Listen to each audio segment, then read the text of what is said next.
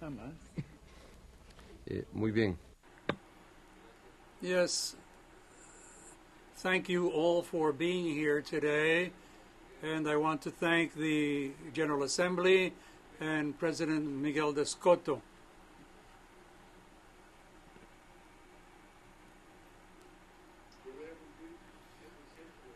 This is one thing I have always said. I am going to fulfill my term up until January 27. There are reforms that are underway, but they are not incumbent on my administration. It will be for the next administration. Re-election is not provided for under our laws. There is no possibility at all. This will be debated by forthcoming governments, and it will be incumbent on a new constitutional assembly, and it will be incumbent on the people. Now, who is going to protect me? Well, the blood of Jesus Christ, we say. My convictions, my conduct during my entire life, and the people of Honduras who have taken to the streets. All of the mass media are censored in Honduras. I have no way to get through.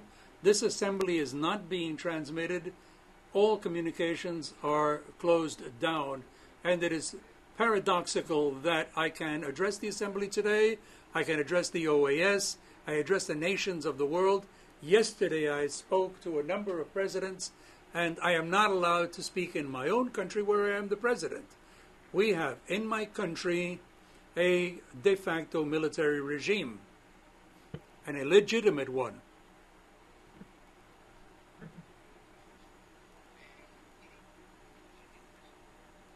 Thank you. Thank you, Mr. President. I wonder if you could first clarify what you said about the constitutional process that's going on.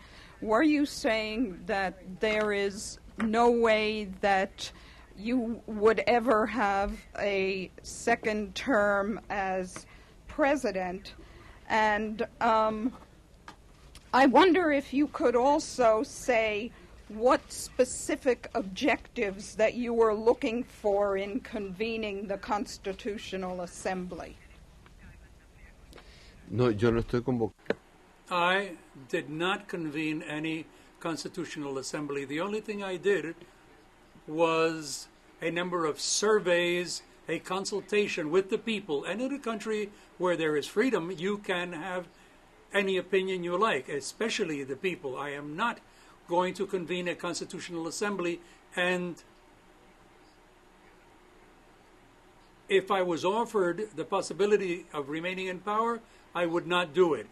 I am going to fulfill my 4 years. I am going to fight to have the 4 years respected because it's part of our law.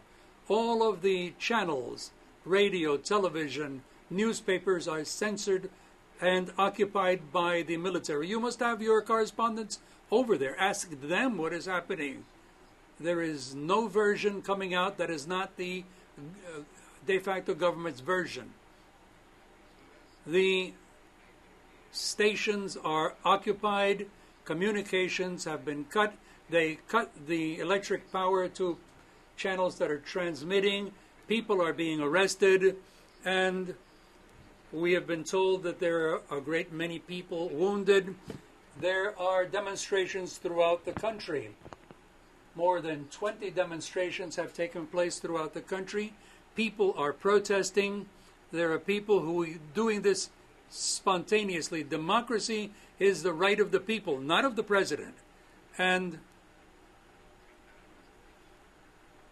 I never considered convening a constitutional assembly. I could not even do it because it is forbidden by the existing constitution. That would be incumbent on a forthcoming administration. There is no re-election provided for in Honduras. It's merely an argument that they're using to support their coup d'etat.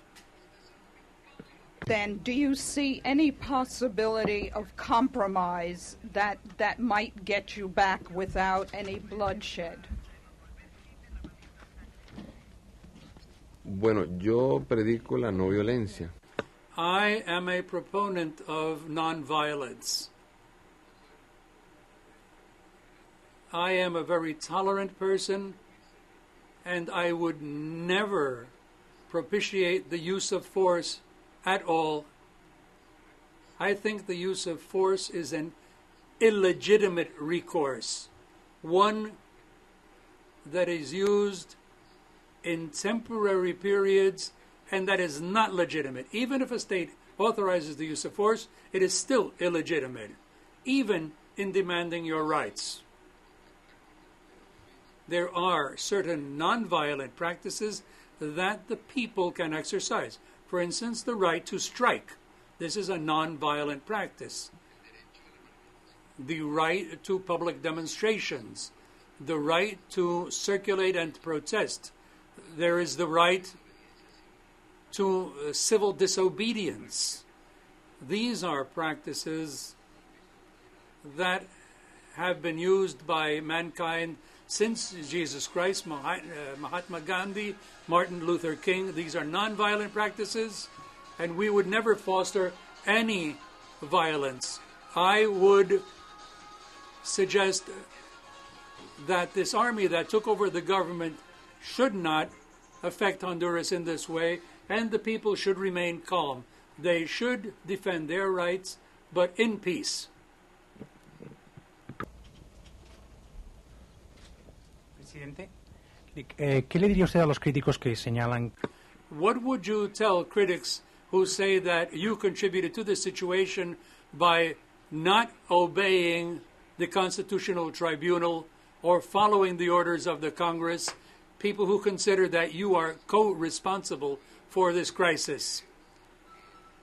I would say to these people that, first of all, when reforms have come about in human history, and here we're proposing a reform which is direct citizens' participation for the people to express their opinion on social issues and the economy and so on. Whenever reforms are proposed, the masters of government power declare it illegal. They used to say that women's rights were illegal. Slavery used to be legal, and demanding that slaves could become citizens was illegal.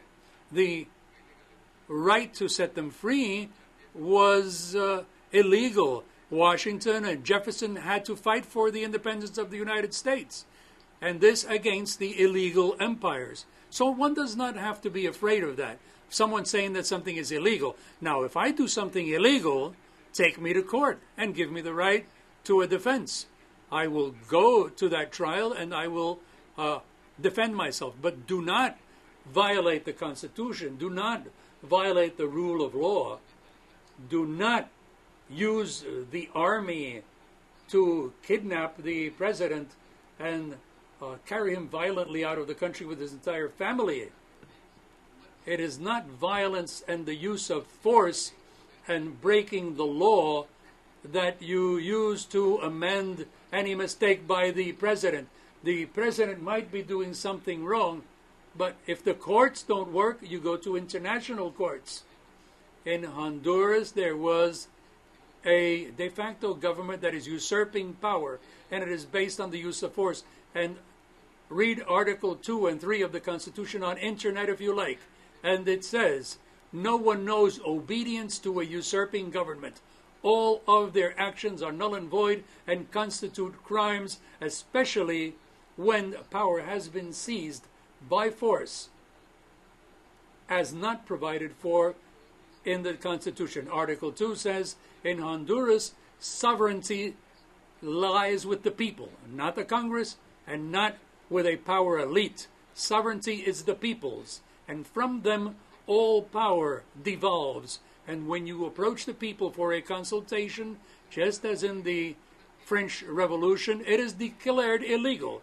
This was a survey. You're asking me questions here. That does not create a law. You ask and I answer does not create law.